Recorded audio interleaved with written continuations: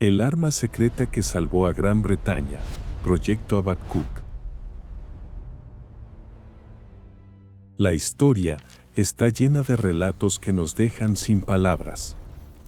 Historias de guerra, de valentía extrema, de sacrificio y también de ideas que, en cualquier otro momento, habrían sido consideradas una completa locura. Pero hay un tipo especial de historia. Una que no encaja en ninguna categoría. Una que, cuando la escuchas por primera vez, te hace dudar de si es real o si alguien se la inventó. Esta es una de esas historias.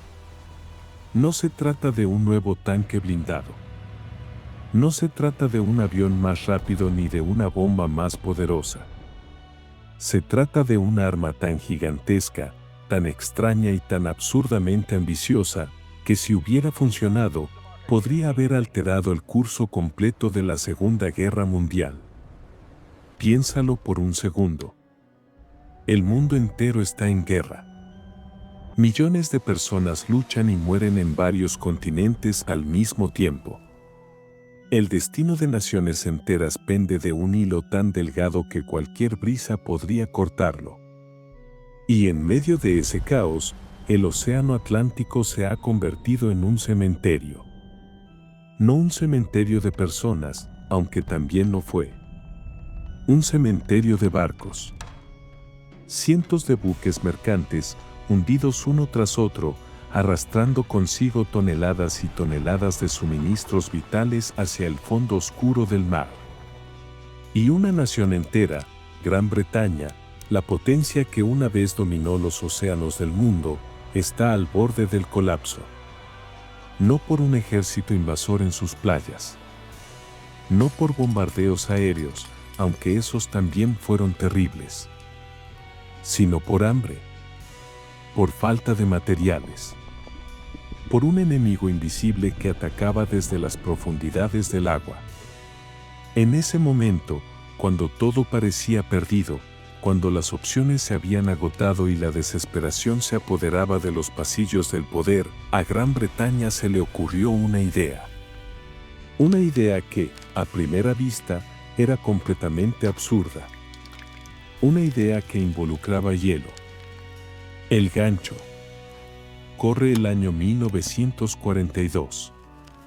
Europa lleva 3 años en guerra. Las ciudades arden. Los ejércitos chocan en desiertos, en selvas, en estepas heladas. Pero lejos de los campos de batalla, en las aguas frías y grises del Atlántico Norte, se está librando otra guerra. Una guerra silenciosa. Una guerra mortal. Los submarinos nazis, los famosos U-Boats, se han convertido en el arma más letal de Alemania. El almirante Karl Donitz los ha organizado en lo que llaman manadas de lobos.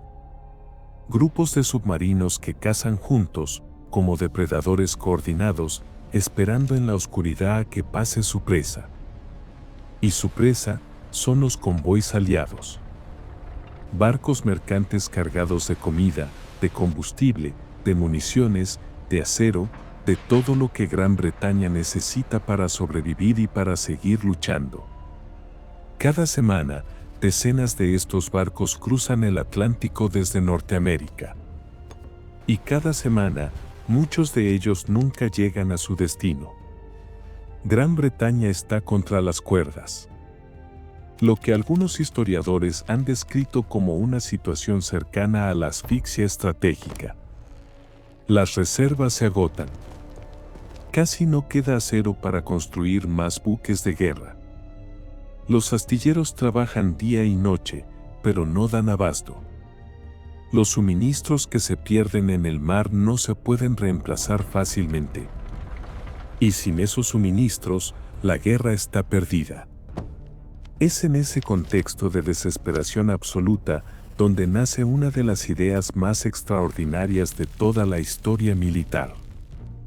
Winston Churchill, el primer ministro británico, un hombre conocido por su audacia y por su negativa total a rendirse, apostó por una idea que habría hecho reír a cualquier ingeniero en tiempos normales. Un portaaviones. Pero no un portaaviones cualquiera. Un portaaviones gigantesco. Más grande que cualquier barco jamás construido. Un portaaviones que sería prácticamente imposible de hundir. ¿Y de qué estaría hecho? De hielo. Su nombre en clave fue Proyecto Habacuc. Y esta es su historia. Sección 1. El abismo del Atlántico.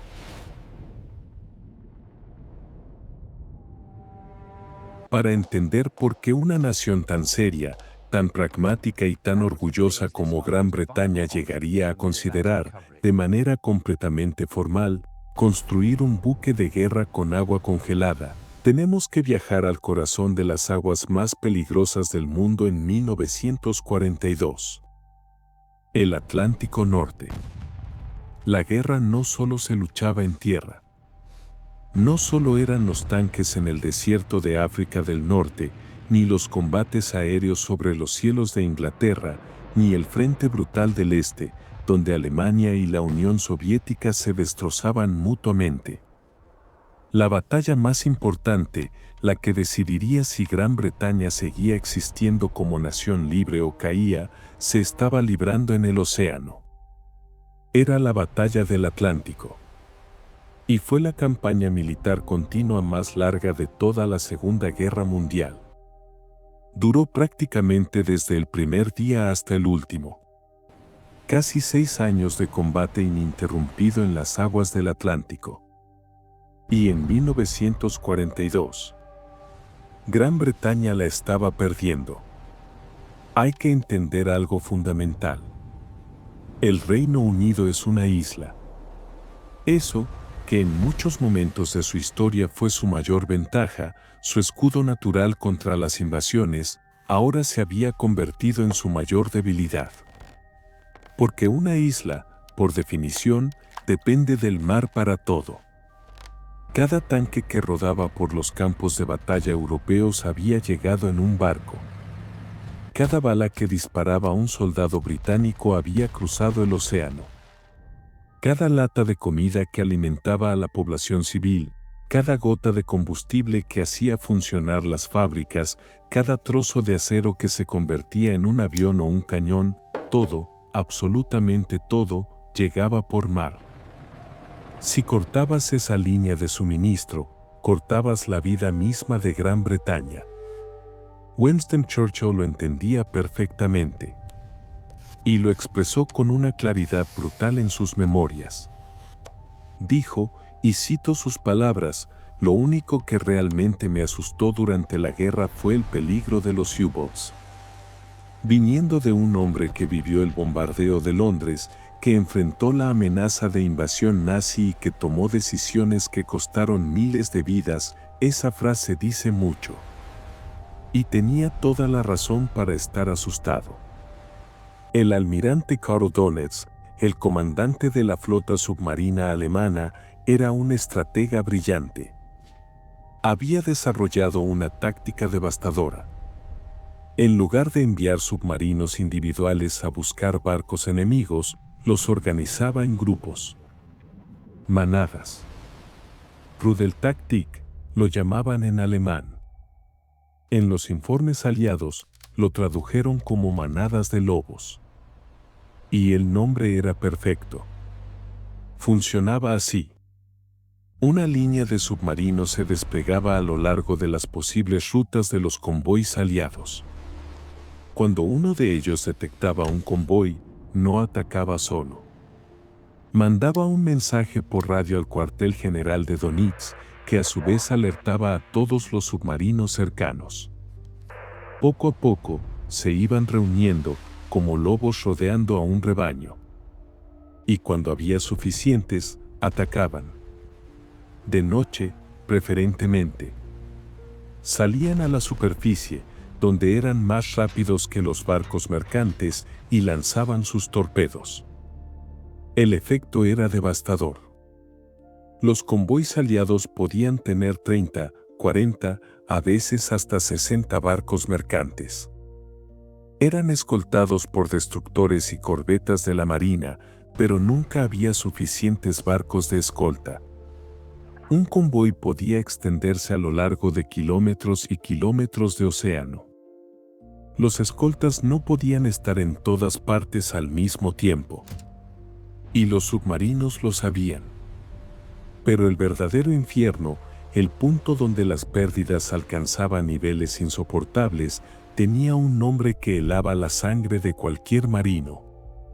Lo llamaban el agujero negro del Atlántico Medio. O simplemente, la brecha del Atlántico. Era una zona enorme en el centro del océano.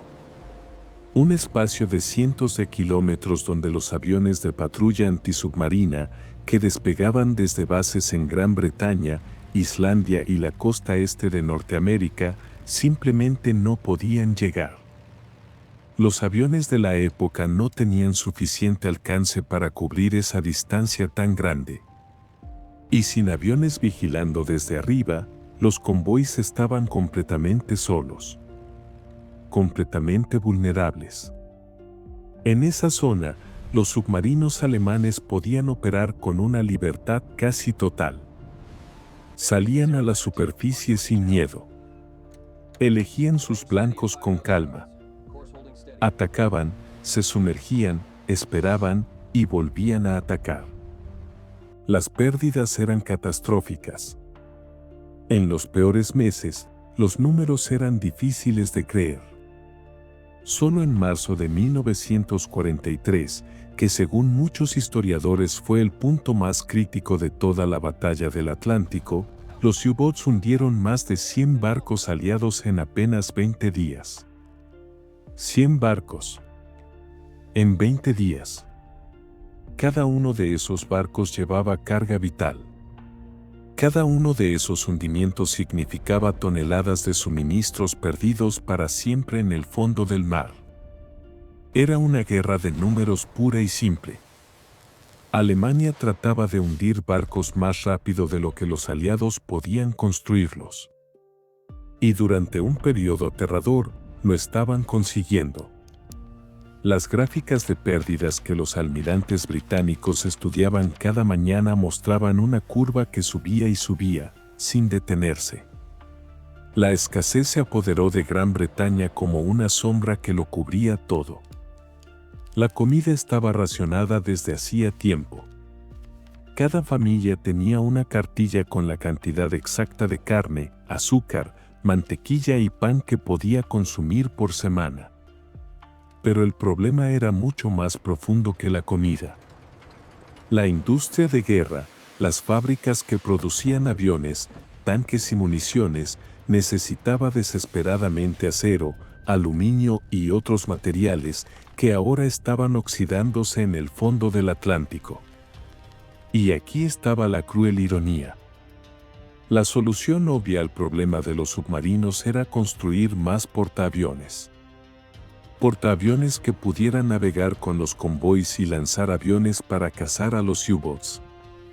Pero construir un portaaviones requería miles y miles de toneladas de acero. Y el acero era exactamente lo que no tenían. Lo que no les llegaba. Lo que estaba en el fondo del mar. Era un círculo vicioso perfecto. Necesitaban barcos para proteger los barcos que traían el material para construir barcos. La moral estaba por los suelos. Cada barco hundido era un golpe terrible, no solo para la logística militar, sino para el espíritu de toda una nación. Cada familia que recibía la noticia de que un ser querido había muerto en un transporte hundido en medio del Atlántico sentía el peso de esa guerra invisible. La situación era tan crítica que algunos analistas militares, incluso dentro del propio gobierno británico, empezaban a pensar lo impensable. Que Gran Bretaña podría ser derrotada sin que un solo soldado alemán pisara la isla. Que la rendición podría llegar no por la fuerza de las armas, sino por el hambre. Por la parálisis total de una nación que ya no podía alimentar a su gente ni abastecer a sus fuerzas armadas. Necesitaban una solución. Una solución radical. Algo que no requiriera el acero que no tenían. Algo que cambiara las reglas del juego por completo. Necesitaban un milagro. Y esa idea milagrosa vendría de una de las mentes más extrañas, más brillantes y más atormentadas del siglo XX. Sección 2. El genio excéntrico. En algún lugar de Londres, en un edificio discreto que servía como sede del cuartel general de operaciones combinadas, trabajaba un hombre que no encajaba en ningún sitio. No encajaba en el ejército, no encajaba en la marina, no encajaba en el mundo académico y, siendo honestos, no encajaba del todo ni siquiera en la sociedad normal. No era militar. No era ingeniero. No tenía títulos universitarios en ciencia ni en tecnología. Su nombre era Jeffrey Nathaniel Pack. Y describir a Jeffrey Pack es casi tan complicado como explicar sus ideas. Físicamente, era un hombre alto y delgado, con una barba que rara vez veía, un peine y ropa que parecía haber dormido en ella durante varios días. Siempre llevaba los zapatos desgastados, la corbata torcida cuando se molestaba en ponerse una, y un cigarrillo entre los dedos. Su apariencia era la de alguien que vivía tan dentro de su propia mente que el mundo exterior, incluyendo cosas como la higiene personal y la moda, le parecía una distracción menor. Pero detrás de esa apariencia descuidada había una mente que funcionaba de una manera completamente diferente a la de cualquier otra persona. Y que era, ante todo, un pensador. Un generador de ideas compulsivo.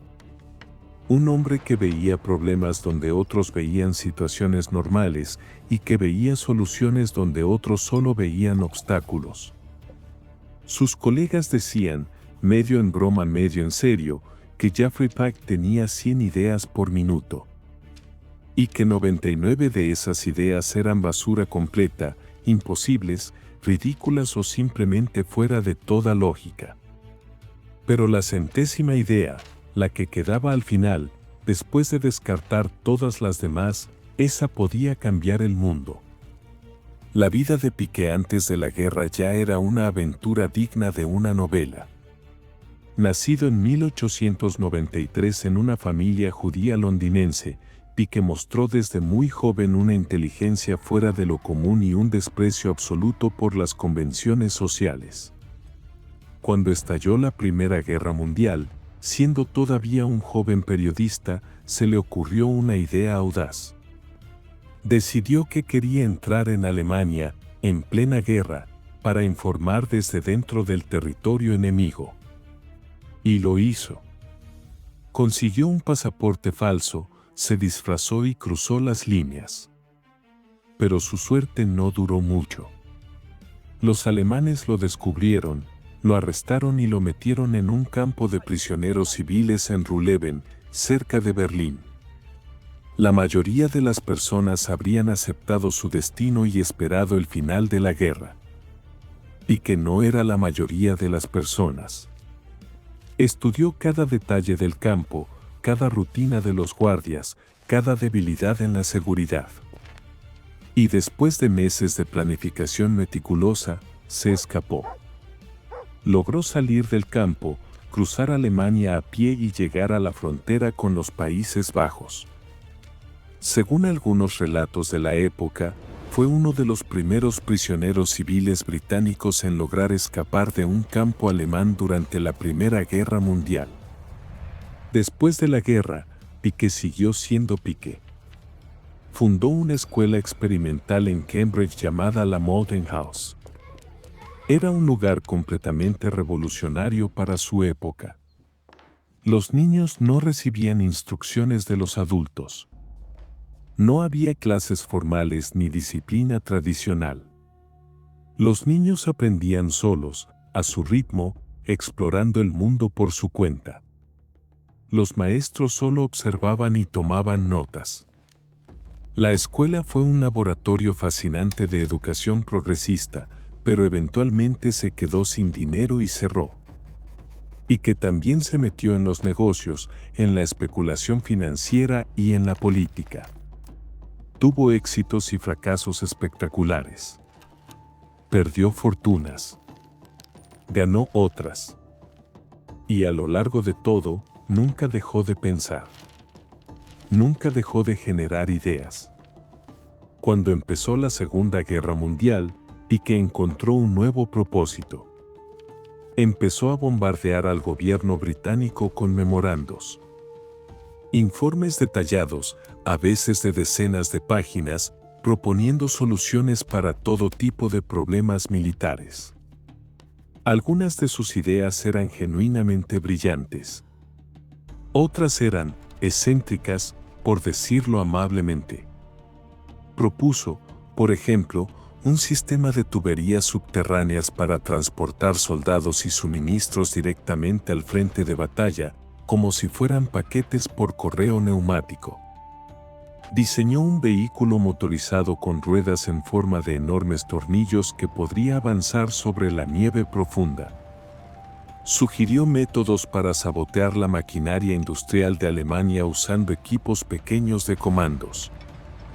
La mayoría de sus propuestas terminaban en algún escritorio del gobierno, leídas a medias y archivadas con una nota educada de rechazo.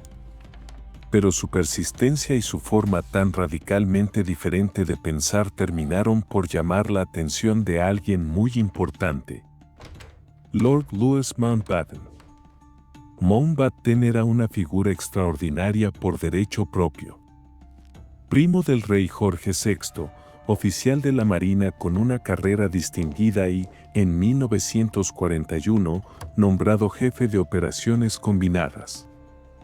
Su trabajo era exactamente el tipo de trabajo que atraía mentes como la de Piqué. Operaciones combinadas era el departamento encargado de planificar ataques no convencionales, incursiones anfibias y, en general, de pensar fuera de la caja militar tradicional.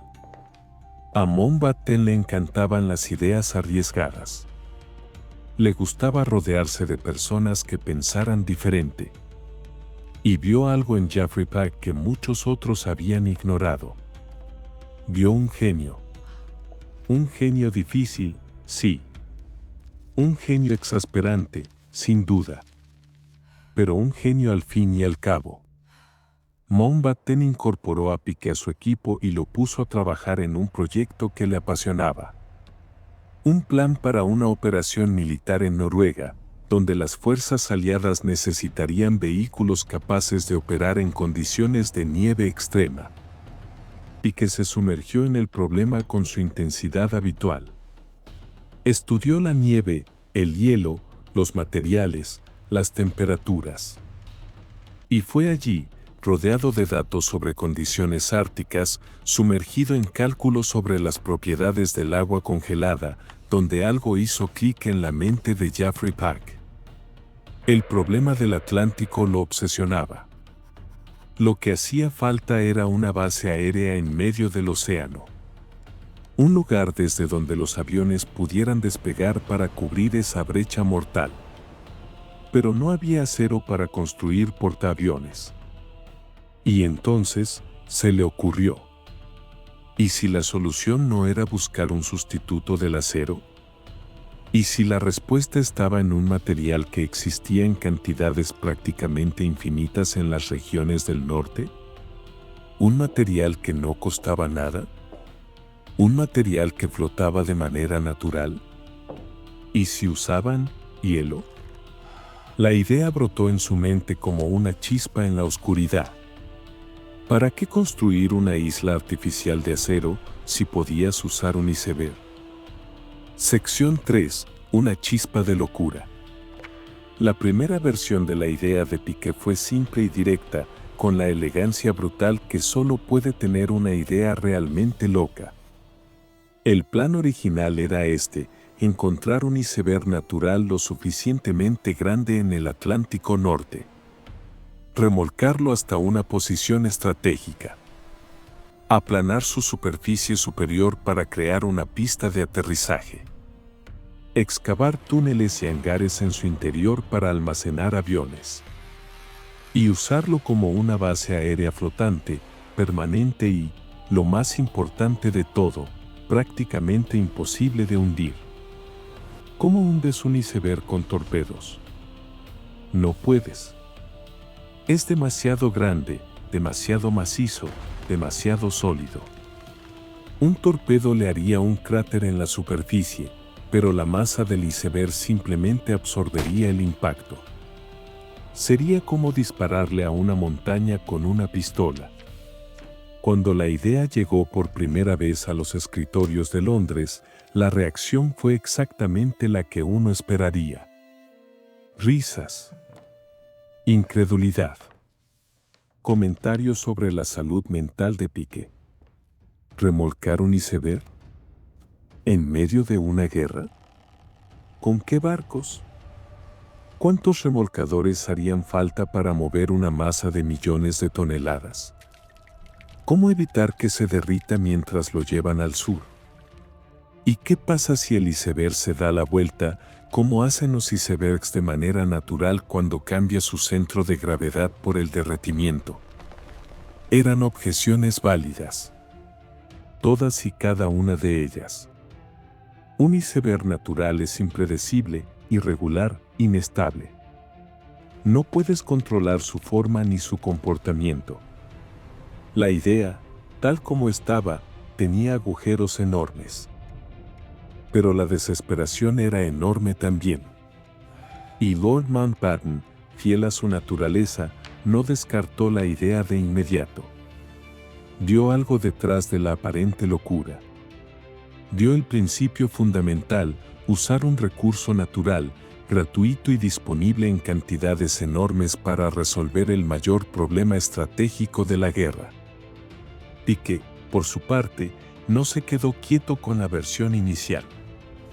Redactó un informe extraordinariamente detallado y lo envió a Mountbatten bajo la más estricta clasificación de secreto. No era un simple memorando. Era un documento extenso que incluía cálculos, dibujos técnicos, análisis de las propiedades del hielo, estimaciones de costos y un argumento apasionado sobre por qué esta idea, por más absurda que pareciera, merecía ser tomada en serio. En el informe, Piqué señalaba algo que muchos habían pasado por alto. El hielo tenía propiedades únicas como material de construcción. Era denso, era sólido, flotaba de manera natural. Un torpedo o una bomba podría hacerle un agujero, sí, pero ese agujero podría repararse simplemente vertiendo más agua en la cavidad y dejando que se congelara. Ningún barco de acero del mundo podía repararse así en medio del océano. Mountbatten leyó el informe y se lo llevó directamente a Winston Churchill. Hay que entender algo sobre Churchill. Era un hombre con una imaginación casi desbordante. Le fascinaban las ideas grandes, audaces, dramáticas. A lo largo de la guerra, apoyó proyectos que otros líderes habrían rechazado inmediatamente. Los puertos artificiales Mulberry para la invasión de Normandía, los tanques especializados para atravesar obstáculos en las playas, los bombardeos estratégicos a escala masiva. Churchill pensaba en grande. Siempre. Y cuando le presentaron la idea de un portaaviones de hielo, le encantó. En un periodo de la guerra donde casi todas las noticias eran malas, donde cada reunión del gabinete de guerra traía informes de más barcos hundidos, más suministros perdidos, más problemas sin solución, esta idea era diferente. Era audaz. Era enorme. Era exactamente el tipo de golpe dramático que podría cambiar la dinámica de la guerra. Churchill escribió una nota urgente ese mismo día. El proyecto debía recibir la máxima prioridad. Sus palabras fueron directas y contundentes. Las ventajas de una isla flotante, incluso si solo se mueve lentamente, son tan deslumbrantes que no deben ser descartadas sin la investigación más rigurosa. Con el respaldo personal del primer ministro, El proyecto recibió su nombre en clave oficial, Proyecto Habacuc.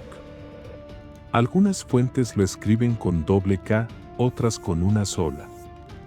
El nombre fue tomado de la Biblia, del libro de Habacuc, un profeta menor del Antiguo Testamento.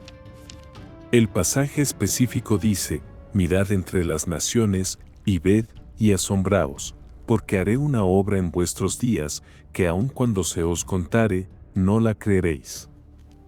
El nombre era perfecto para lo que estaban a punto de intentar. Pero a pesar del entusiasmo, los problemas prácticos de usar un iceberg natural seguían siendo insuperables. Era extremadamente difícil encontrar un iceberg con la forma y el tamaño adecuados. Remolcarlo hasta una posición útil sería una pesadilla logística. Y su comportamiento en el agua sería impredecible y potencialmente peligroso. La idea del iceberg natural estaba muerta. Pero Jeffrey Pack no era de los que se rinden ante un obstáculo. Si la naturaleza no podía darle el material perfecto, entonces él lo crearía. Y así, de la mente de un genio excéntrico y la urgencia de una guerra desesperada, nació la verdadera clave de todo el proyecto. Un material nuevo. Un material que nadie había imaginado antes. Más fuerte que el hormigón. Que se derretía con una lentitud asombrosa. Que se podía fabricar con las dos cosas más abundantes y baratas del norte del planeta, agua y árboles. Sección 4.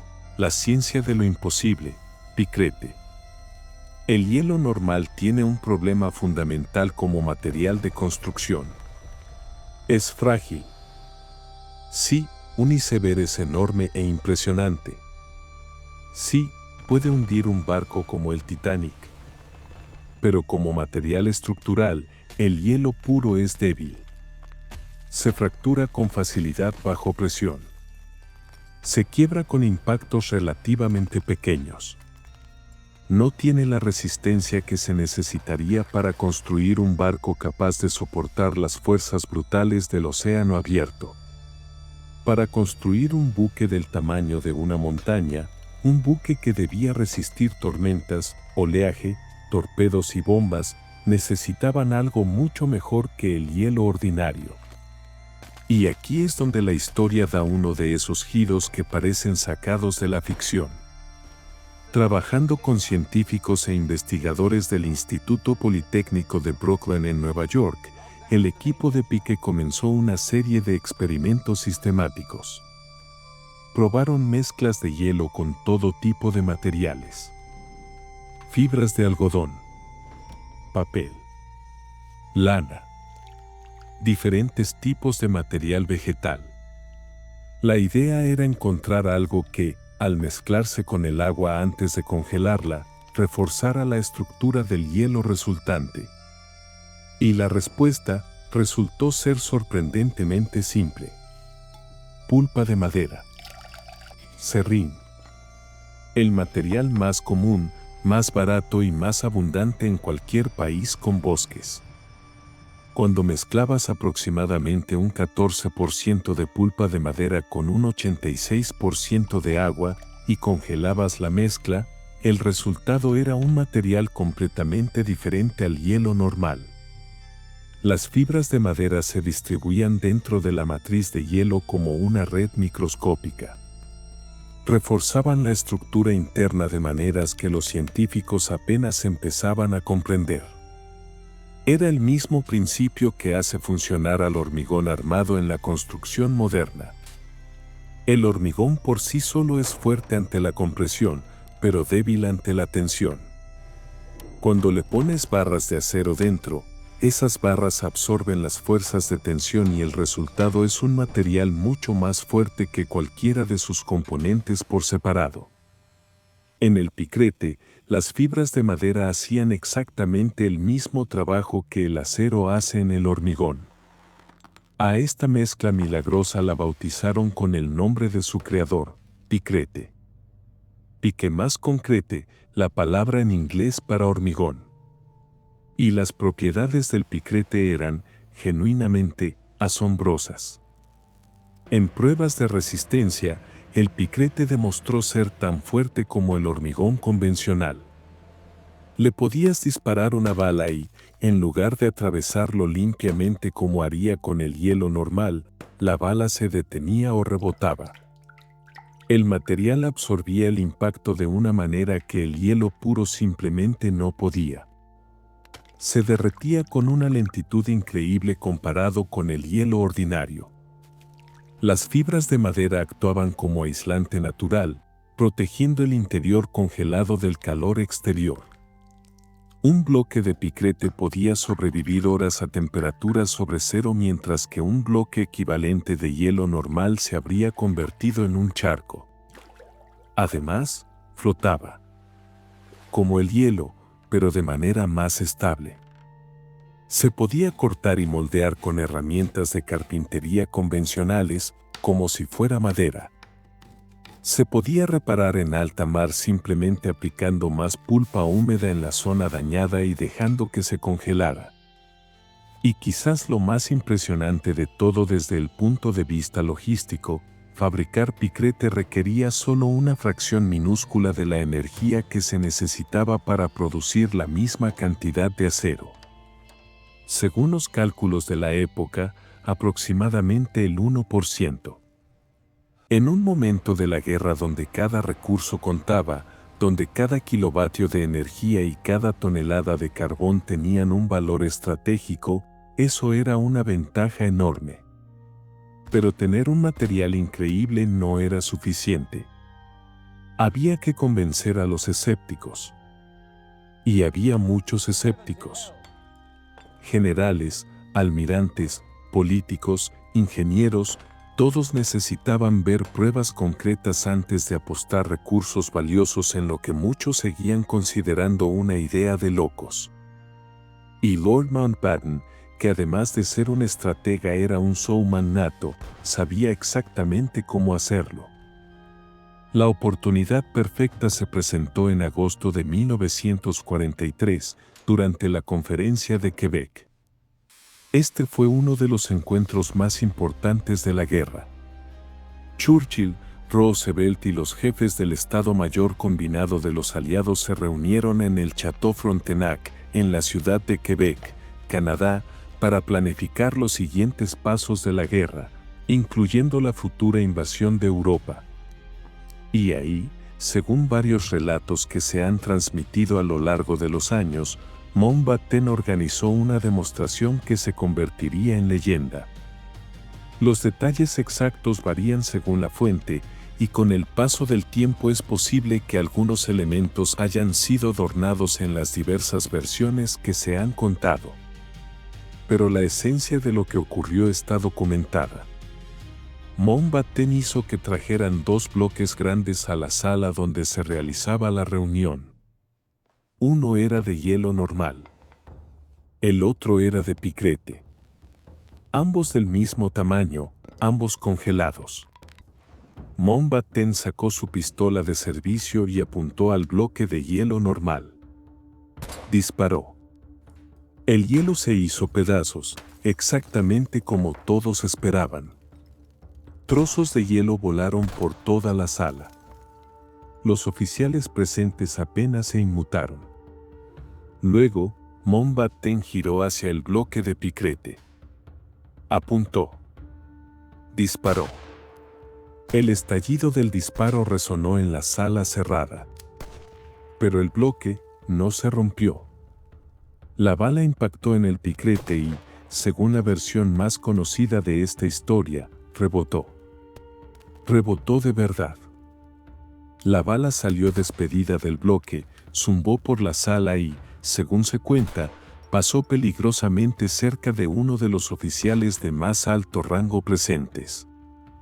Algunas versiones dicen que fue el almirante estadounidense Ernest King, jefe de operaciones navales de Estados Unidos, uno de los hombres más poderosos de la Marina Aliada. Se dice que la bala le rozó el pantalón antes de clavarse en una pared o en una silla cercana.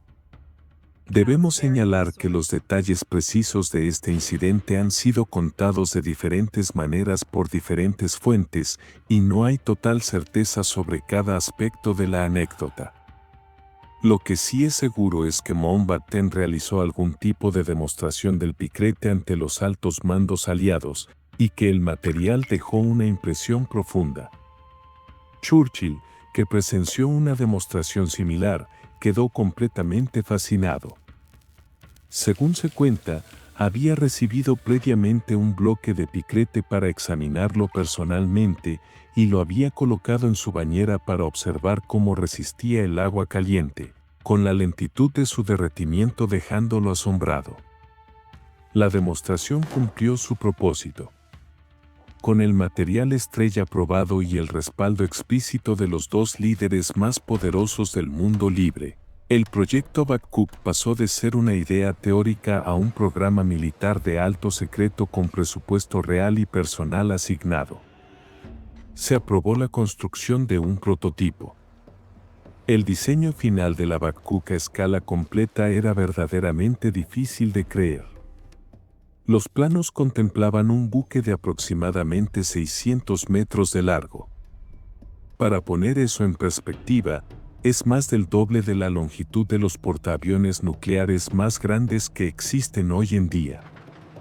Su peso se estimaba en 2.200.000 toneladas. Sus muros de piquete tendrían un grosor de hasta 12 metros, haciéndolo teóricamente inmune a cualquier torpedo o bomba de la época. Y su cubierta de vuelo podría albergar hasta 150 aviones bombarderos de largo alcance. Si se construía, sería, sin ninguna duda, la estructura flotante más grande jamás creada por el ser humano. El sueño helado de Jeffrey Pack estaba a punto de hacerse realidad. Sección 5. Forjando un iceberg. Con la aprobación formal de Churchill y Roosevelt, el proyecto cruzó el Atlántico y aterrizó en Canadá. La elección del país tenía una lógica perfecta. Canadá tenía vastas reservas de madera, cantidades ilimitadas de agua dulce y, sobre todo, inviernos largos y brutalmente fríos. Era el laboratorio natural ideal para experimentar con hielo a gran escala. El lugar específico elegido para el prototipo fue el lago Patricia, un lago de aguas cristalinas ubicado en el Parque Nacional Jasper, en la provincia de Alberta, en las montañas rocosas canadienses. Un lugar remoto, aislado, rodeado de bosques y montañas. Perfecto para un proyecto ultrasecreto. A principios de 1943, un pequeño equipo de ingenieros y científicos comenzó a llegar al lago. Los lugareños, los pocos que había en esa zona remota, notaron actividad inusual. Camiones que llegaban con materiales. Hombres con uniformes militares. Pero nadie les explicó nada. Todo estaba clasificado. Las personas que trabajaban en el proyecto habían firmado acuerdos de confidencialidad estrictos. Si alguien preguntaba, la respuesta estándar era vaga y poco informativa. Nadie en los alrededores tenía la menor idea de que, en medio de su tranquilo lago de montaña, un grupo de personas estaba intentando construir un barco de hielo. El prototipo era, por supuesto, mucho más pequeño que el diseño final de la Babcock completo. Pero aún así era una estructura impresionante. Medía aproximadamente 18 metros de largo por unos 9 metros de ancho, con un peso de alrededor de 1.000 toneladas. Su casco estaba construido con bloques de piquete, la mezcla de hielo y pulpa de madera que había impresionado a los generales en Quebec. Para proteger el prototipo del calor del verano canadiense, que aunque breve podía ser intenso, construyeron una estructura de protección alrededor de la embarcación. Una especie de cobertizo refrigerado que mantenía la temperatura controlada. El corazón técnico del prototipo era un sistema de refrigeración sorprendentemente modesto.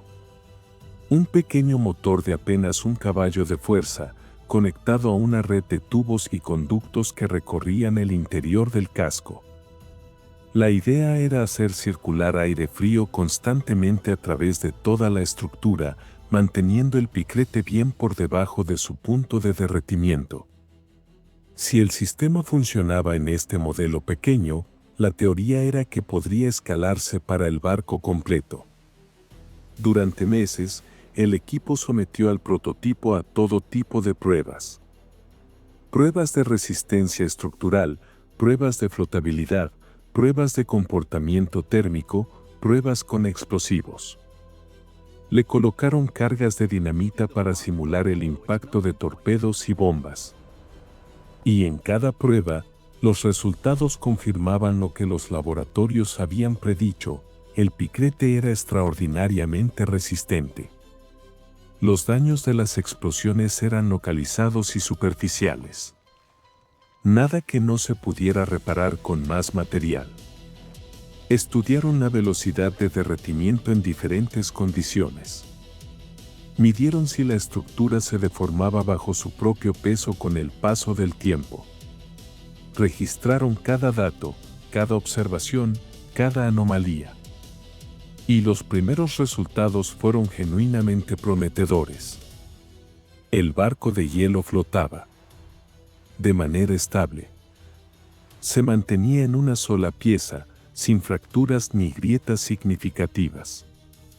Y el sistema de refrigeración, aunque pequeño y primitivo, parecía cumplir su función de mantener la temperatura interna por debajo del nivel crítico. El prototipo del lago Patricia demostró algo que muchos habían considerado imposible: se podía construir una estructura de gran tamaño con piquete, ponerla en el agua y mantenerla operativa. La idea de Jeffrey Pack no era una fantasía. No era ciencia ficción. Era ingeniería real. Cuando los informes de los resultados llegaron a Londres, Churchill se emocionó. Ordenó que el proyecto avanzara a toda velocidad.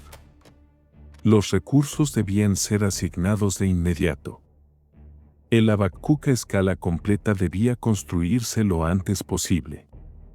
Sin embargo, mientras los informes optimistas viajaban hacia Londres, algo más estaba sucediendo en el propio lago. Algo que los informes mencionaban, pero quizás no con el énfasis suficiente. La construcción del prototipo, a pesar de su éxito aparente, también había empezado a revelar problemas. Problemas serios. Problemas que, a pequeña escala, eran manejables, pero que a la escala del Habacuc completo serían potencialmente devastadores. Los ingenieros descubrieron que trabajar con piquete era considerablemente más difícil de lo que los cálculos teóricos habían sugerido. Mezclar la pulpa de madera y el agua en las proporciones exactas requería un control de calidad meticuloso. Si la proporción variaba incluso ligeramente, las propiedades del material cambiaban. Congelarlo de manera uniforme, sin bolsas de aire ni variaciones de densidad, era un desafío técnico que requería tiempo y precisión. Y el sistema de refrigeración, aunque funcionaba para un prototipo de 1000 toneladas, apuntaba a un problema de escala que los ingenieros empezaban a comprender con creciente preocupación. Mantener congelada una estructura de más de 2 millones de toneladas iba a requerir una cantidad de energía y maquinaria que nadie había calculado en detalle hasta ese momento. Las dificultades se acumulaban. Los costos empezaban a crecer. Y las primeras grietas, tanto en el hielo como en la viabilidad del proyecto, comenzaban a aparecer. Llamada a la acción. Proyectos como el Habacuc son la prueba de que, en tiempos de crisis extrema, la creatividad humana no conoce límites. Cuando la supervivencia está en juego, las ideas más improbables reciben una oportunidad. Si te fascina esta mezcla de historia real, ingeniería extrema e ideas que desafían toda lógica, te invito a darle me gusta a este video y suscribirte al canal. Cada suscripción nos ayuda a seguir investigando y produciendo más historias como esta. Historias olvidadas, enterradas por el tiempo, que merecen ser contadas. Ahora, volvamos a las grietas que empezaban a aparecer en el iceberg. Sección 6. Las grietas en el hielo.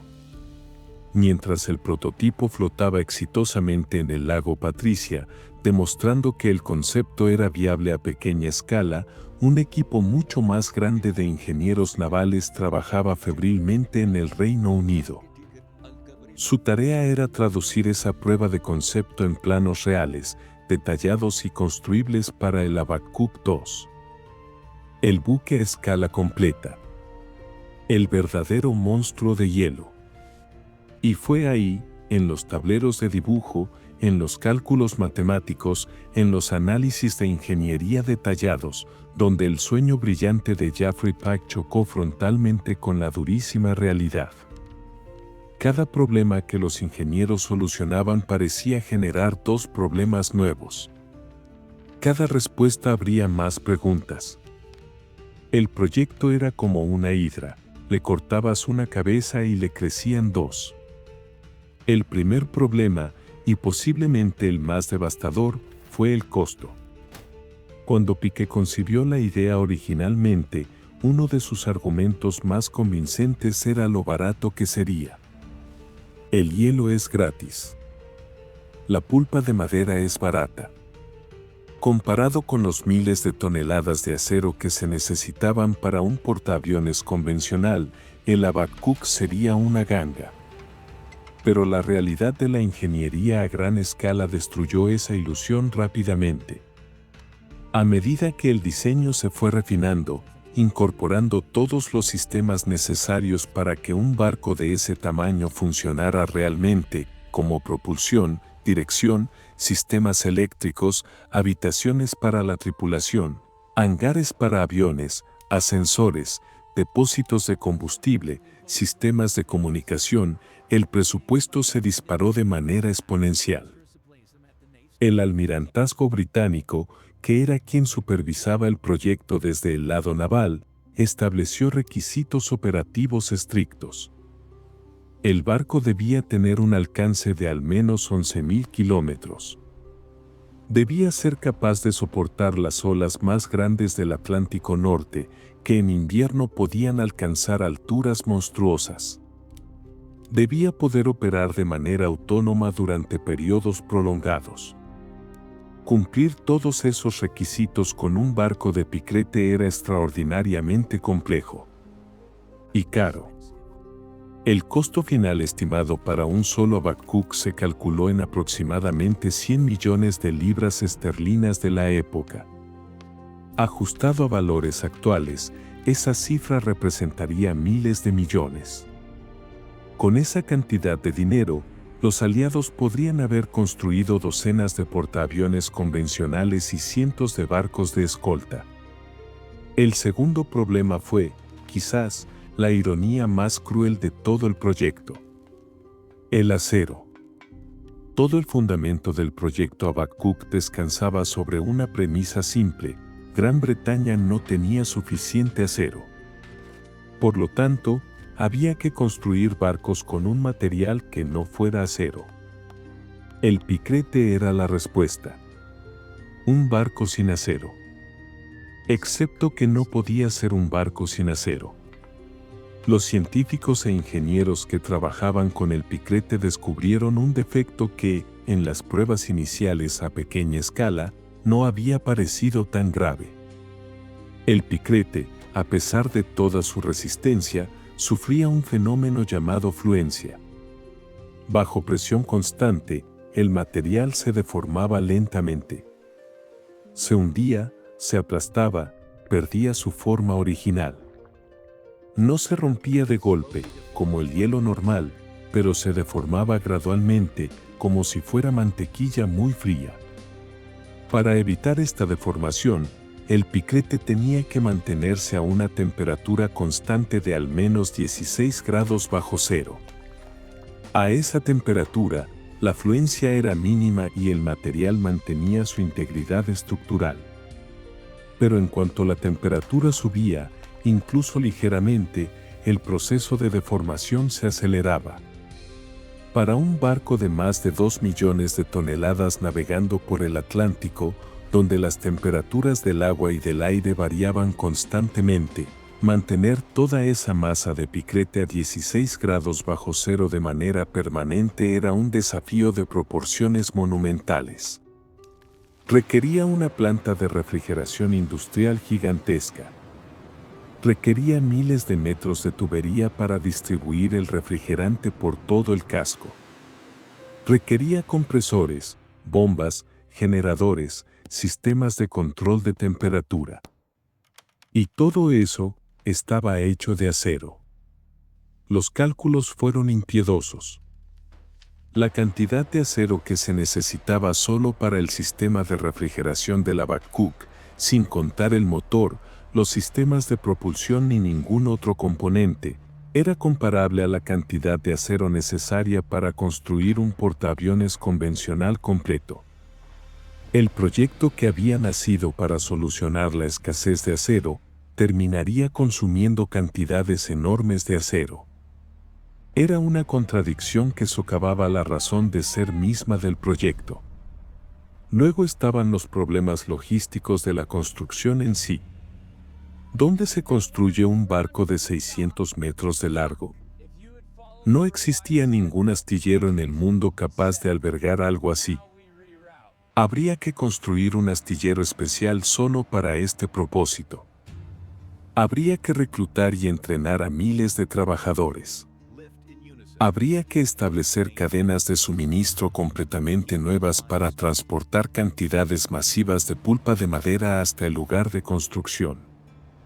Y hablando de la pulpa de madera, los cálculos mostraban que la cantidad necesaria para construir un solo Babcock a escala completa sería tan enorme que afectaría significativamente a la industria papelera de Canadá y Gran Bretaña. En tiempos de guerra, cuando el papel se usaba para todo, desde mapas militares hasta propaganda y comunicaciones oficiales, desviar esas cantidades de pulpa hacia un proyecto experimental era una decisión difícil de justificar. Y finalmente, más allá de los problemas de costos, materiales y logística, estaban las dudas fundamentales sobre el rendimiento operativo del barco. Con una masa de 2.200.000 toneladas, el Babcock sería extraordinariamente lento. Los cálculos de velocidad máxima lo situaban alrededor de los 6 o 7 nudos, dependiendo de las estimaciones. Para poner eso en contexto, un portaaviones convencional de la época podía navegar a 30 nudos o más. Un barco mercante normal viajaba a entre 10 y 15 nudos. El Babcock sería más lento que casi cualquier otro barco en el océano. Sería, en la práctica, más una isla flotante perezosa que un buque de guerra. Un blanco gigantesco, lento e incapaz de maniobrar. Girar algo de ese tamaño y ese peso requeriría kilómetros de distancia y un tiempo considerable. En una situación de combate, donde la capacidad de maniobra puede significar la diferencia entre la vida y la muerte, eso era un problema grave. Los escépticos, que siempre habían existido dentro del proyecto, ahora tenían datos y números para respaldar sus dudas. Los informes internos empezaron a reflejar un tono cada vez más pesimista. Los problemas no eran detalles menores que pudieran resolverse con más ingenio. Eran contradicciones fundamentales en el concepto mismo del proyecto. Demasiado caro. Demasiado dependiente de los materiales que se suponía debía reemplazar. Logísticamente imposible de escalar. Y operativamente cuestionable. Las grietas en el hielo del proyecto Babcock se estaban convirtiendo en abismos. El sueño se estaba hundiendo bajo el peso de su propia y monstruosa ambición. Sección 7. El deshielo del sueño.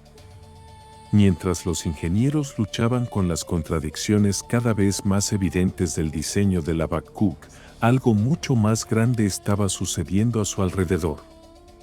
La propia guerra estaba cambiando.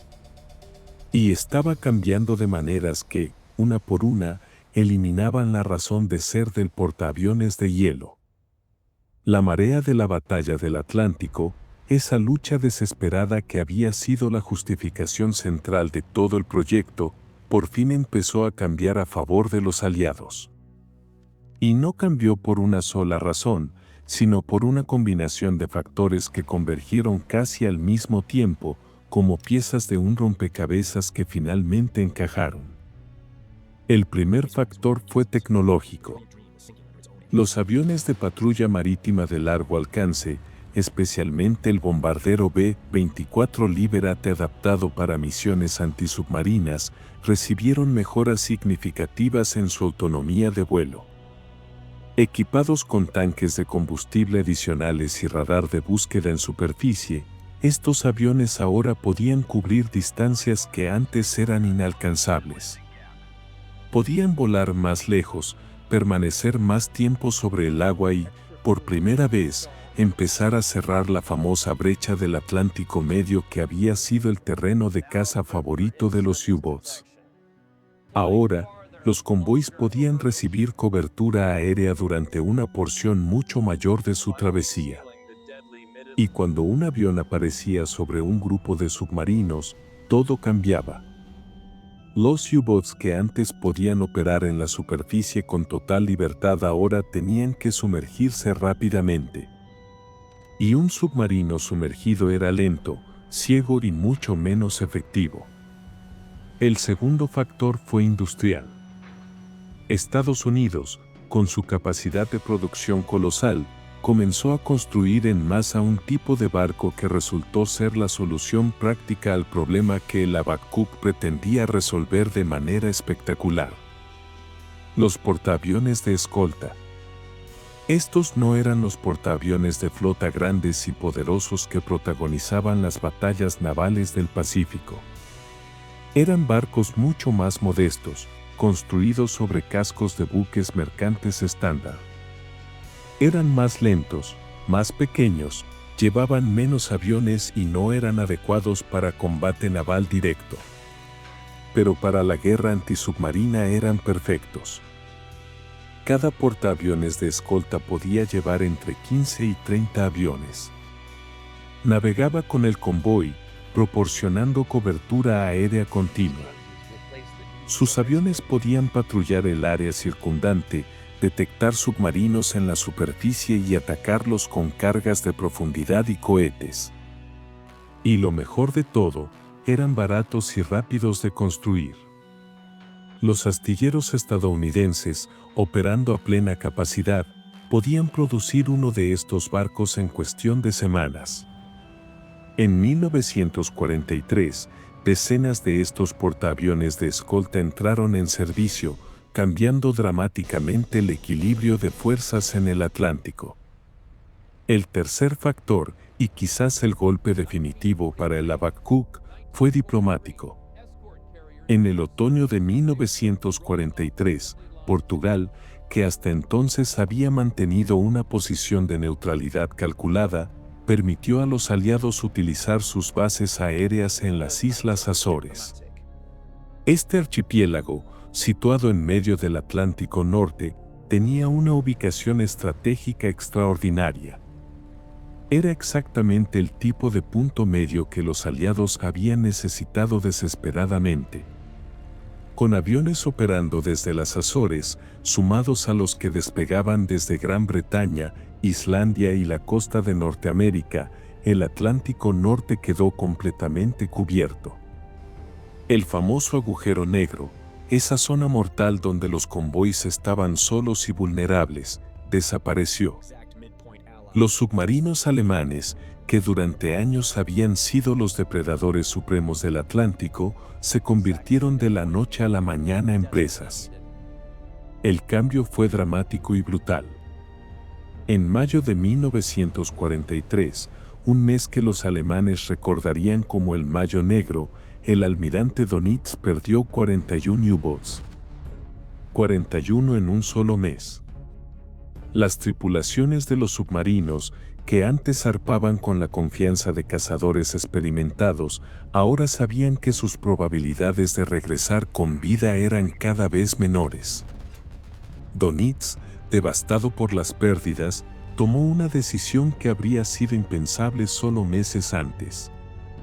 Retiró temporalmente sus manadas de lobos del Atlántico Norte. Los submarinos volverían, con nuevas tácticas y nuevas tecnologías, pero el dominio que habían ejercido ya no regresaría jamás. La batalla del Atlántico, por fin, estaba ganada. Y con ella murió la necesidad del Habakkuk. El problema que el gigantesco portaaviones de hielo iba a resolver ya había sido resuelto. Y había sido resuelto por medios más rápidos, más baratos y más prácticos. Portaaviones de escolta construidos en semanas en lugar de años. Aviones de largo alcance que cerraron la brecha aérea. Bases en las Azores que eliminaron el agujero negro. Radar mejorado que detectaba submarinos en la superficie. Inteligencia descifrada de Enigma que revelaba las posiciones de los U-boats.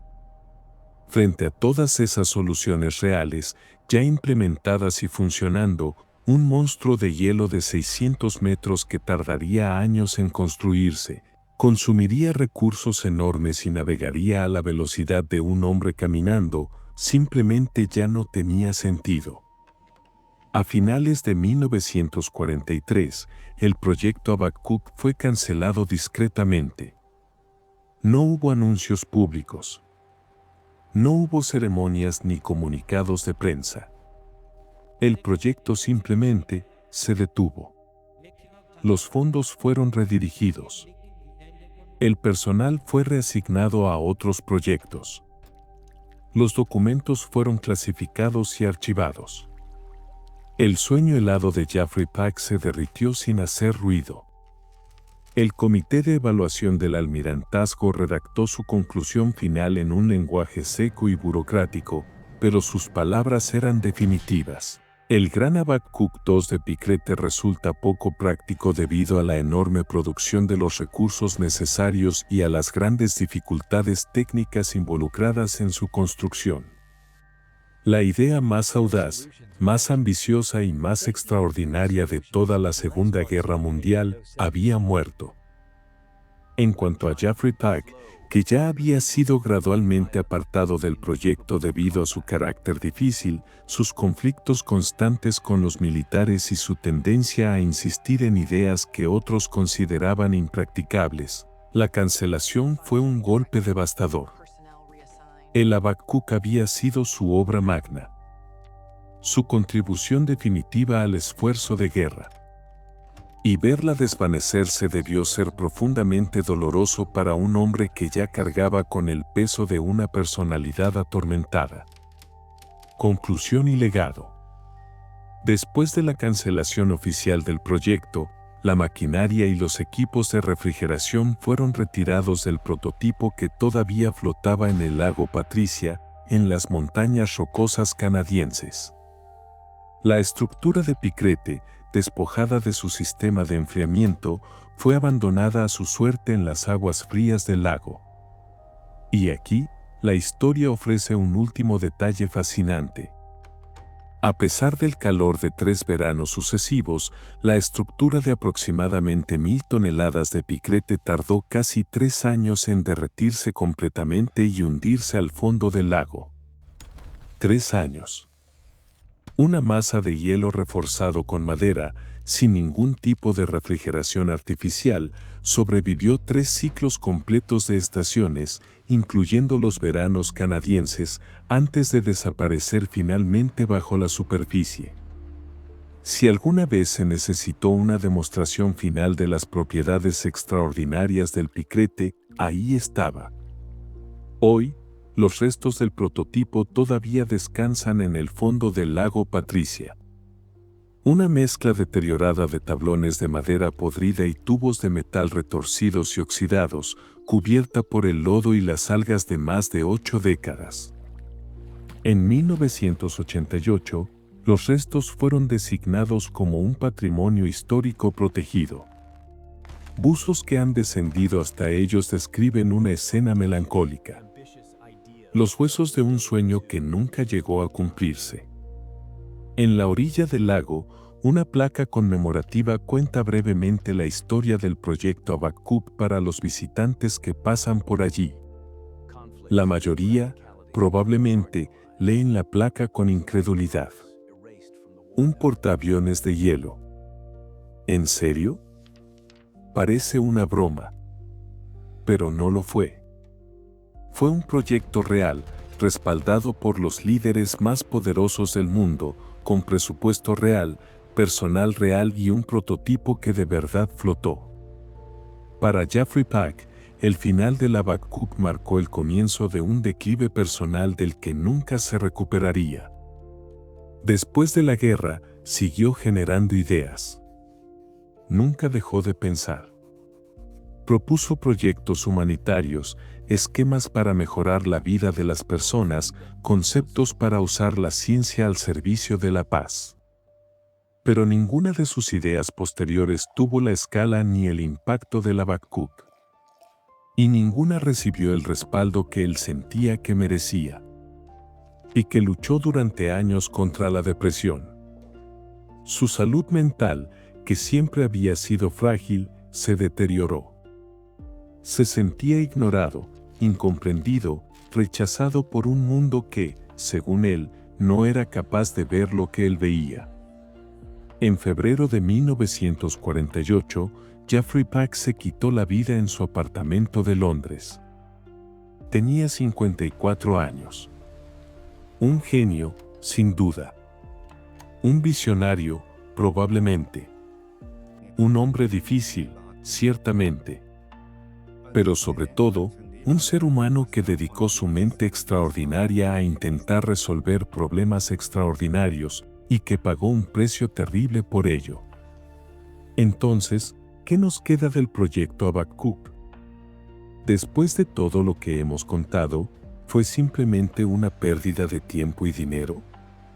¿Un capricho absurdo de mentes desesperadas? ¿O fue algo más? Es fácil mirar hacia atrás, con la ventaja de conocer cómo terminó la guerra y decir que fue una locura. Que nunca habría funcionado. Que los problemas eran demasiado grandes. Y eso probablemente sea cierto. Pero también es cierto que el proyecto Habacuc representa algo profundamente humano. Representa la capacidad de nuestra especie para imaginar lo imposible cuando la necesidad es lo suficientemente grande. Representa un momento en la historia donde, frente a la posibilidad real de la derrota, los líderes estuvieron dispuestos a considerar cualquier idea. Por extraña que fuera. Por absurda que pareciera. Por imposible que sonara. Fue un fracaso, sí. Pero fue un fracaso glorioso. Un ¿qué hubiera pasado si?, de proporciones épicas que sigue fascinando a historiadores, ingenieros y soñadores 80 años después de que el último trozo de picrete se hundiera en las aguas oscuras de un lago canadiense. Y nos deja con una pregunta final. Para ustedes, que han escuchado esta historia hasta el final, ¿qué creen que habría pasado si el Habacuc se hubiera construido? ¿Habría sido el arma definitiva que cambiaría el curso de la guerra? ¿Un portaaviones indestructible que habría dado a los aliados un dominio absoluto sobre los océanos? ¿O habría sido, simplemente, un monstruo de hielo gigante, torpe y costoso, flotando lentamente hacia la irrelevancia mientras la guerra se resolvía por otros medios? La respuesta, como el propio Habacuc, yace en las profundidades. En las profundidades de un lago de montaña. Y en las profundidades de la historia. Fin.